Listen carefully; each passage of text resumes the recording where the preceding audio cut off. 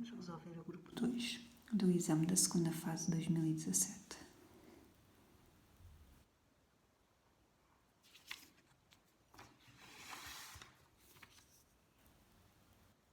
Considera amostras puras de gelo fragmentado à pressão de uma atmosfera e à temperatura de fusão, 0 graus Celsius. 1. Admita que uma dessas amostras de gelo se encontrava inicialmente a menos 10 graus Celsius. Qual foi a variação de temperatura expressa em Kelvin dessa amostra até ficar à temperatura de fusão? Ou seja, até ficar aos 0 graus Celsius.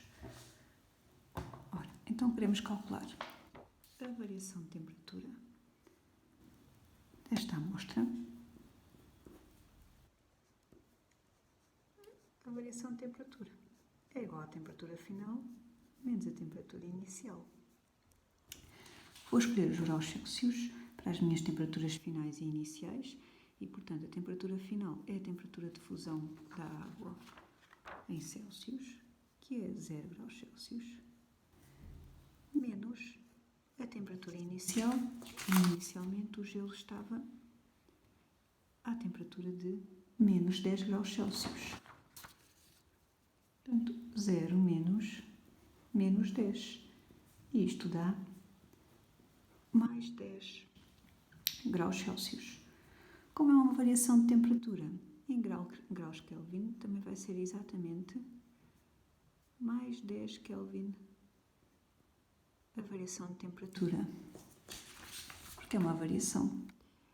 Ora, e portanto, qual foi a variação de temperatura expressa em Kelvin dessa amostra até ficar à temperatura de fusão? Foram 10 Kelvin. Aumentou 10 graus Kelvin. Ou 10 graus Celsius, também aumentou 10 graus Celsius.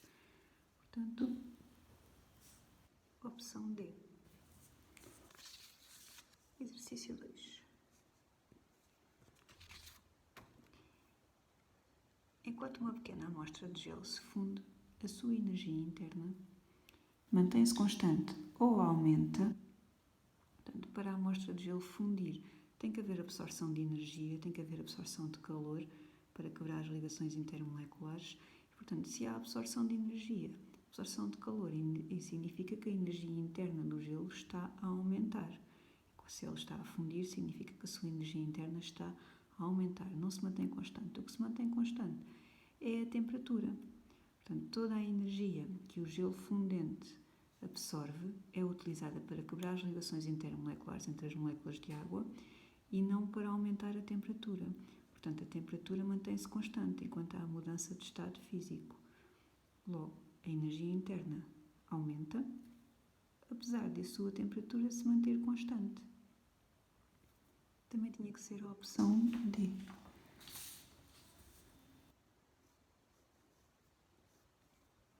Vamos passar para o exercício 3. No recipiente, introduz uma amostra de 150 gramas de gelo à temperatura de 0 graus Celsius e uma amostra de água à temperatura de 20 graus Celsius. Determina a massa mínima de água a 20 graus Celsius que será necessário adicionar à amostra de gelo para que esta apenas se funda, ficando a mistura em equilíbrio térmico à temperatura final de 0 graus Celsius. Admita que não há trocas de energia entre a mistura obtida e a sua vizinhança. A energia necessária à fusão de 1 kg de gelo é 3,34 vezes 10 elevado a 5 joules. Ora, então, nós misturamos num recipiente isolado. Portanto, não há aqui trocas de calor entre o sistema e a vizinhança. Misturamos 150 gramas de gelo à temperatura de fusão, aos 0 graus Celsius, com uma certa massa de água líquida à temperatura de 20 graus Celsius. E queremos saber qual é a massa de água que temos que adicionar a este gelo para que este gelo apenas se funda, apenas se transforme em água líquida, mude de estado e não aumente a sua temperatura. Portanto, só queremos causar, com esta massa de água líquida, só queremos causar a fusão do gelo. Ora, então se não há trocas de energia entre o exterior e o sistema, significa que a energia que vai ser perdida pela água líquida, inicialmente aos 20 graus Celsius, tem que ser igual à energia que vai ser recebida, absorvida pelo gelo para ele fundir. A forma como nós vamos calcular a energia cedida pela água a 20 graus Celsius vai-nos dar um valor negativo, portanto, porque é uma energia perdida, e por isso, para esta equação se manter igual, eu vou forçar aqui um menos, porque a energia absorvida pelo gelo vai ser positiva, pela forma como vamos calculá-la.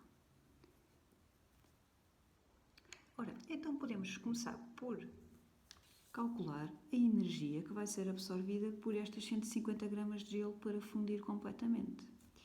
Nós sabemos que para fundir 1 kg de gelo é preciso 3,34 vezes 10 elevado a 5 joules. O valor entalpia de fusão da água. Portanto, para fundir 1 kg de gelo, precisamos de uma energia de 3,34 vezes 10 elevado a 5 joules. Logo, para fundirmos a nossa massa de gelo, que são 150 gramas, ou seja, 0,150 kg, vamos precisar de X joules. E X vai ser igual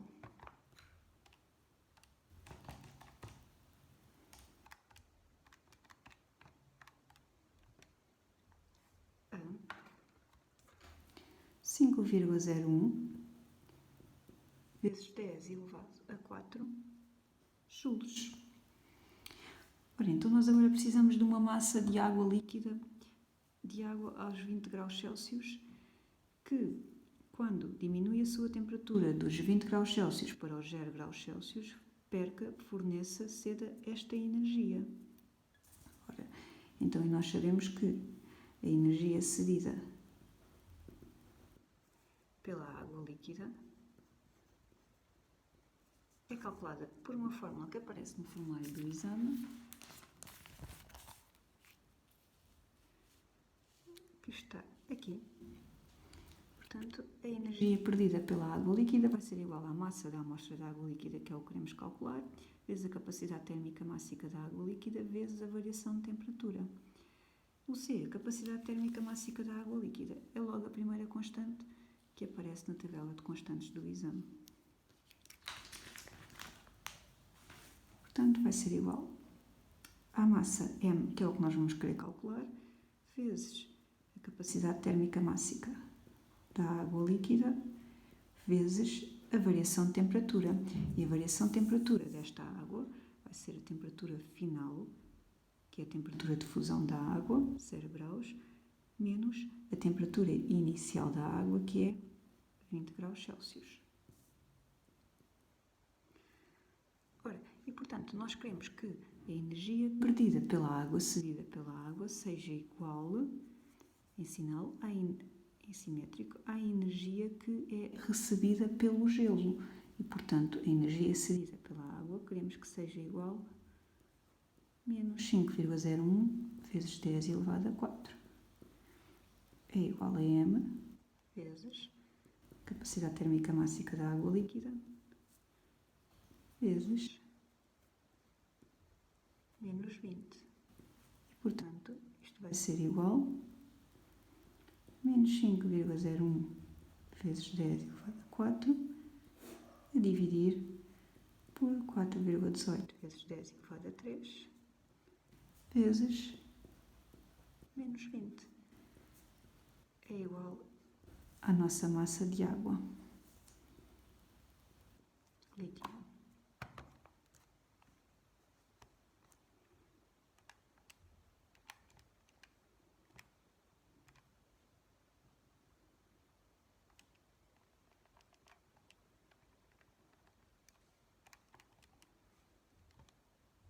Que nos vai dar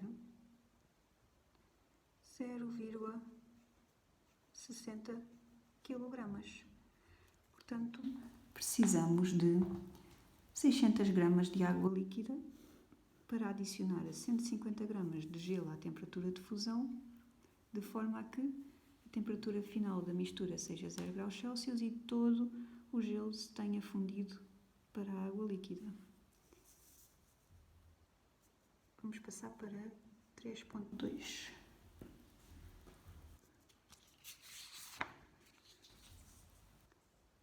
Para que a amostra de água adicionada ao gelo ficasse à temperatura de 20 graus Celsius, forneceu-se-lhe energia com uma fonte de 250 watts durante 1,5 minutos.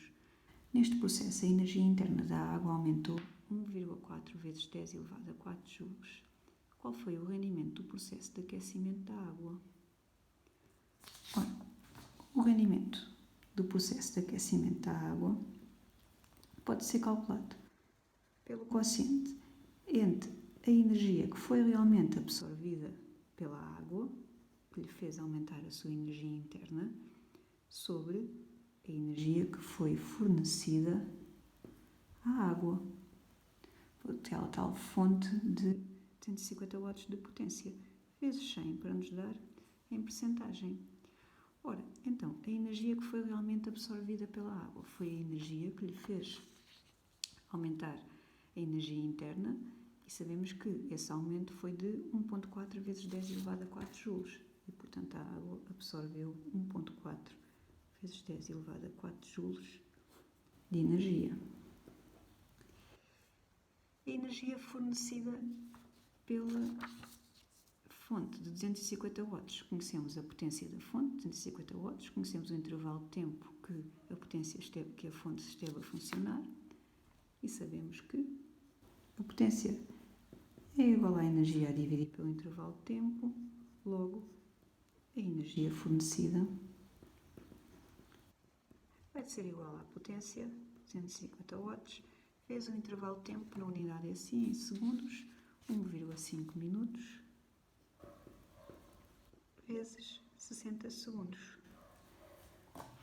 E, portanto, a energia fornecida foi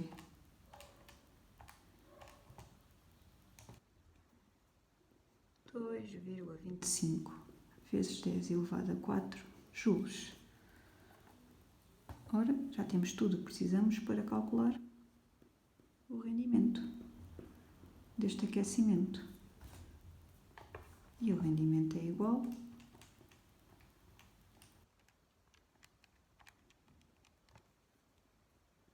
a 62%. Portanto, apenas 62% da energia fornecida é que foi realmente absorvida pela amostra de água. Tinha que ser a opção B.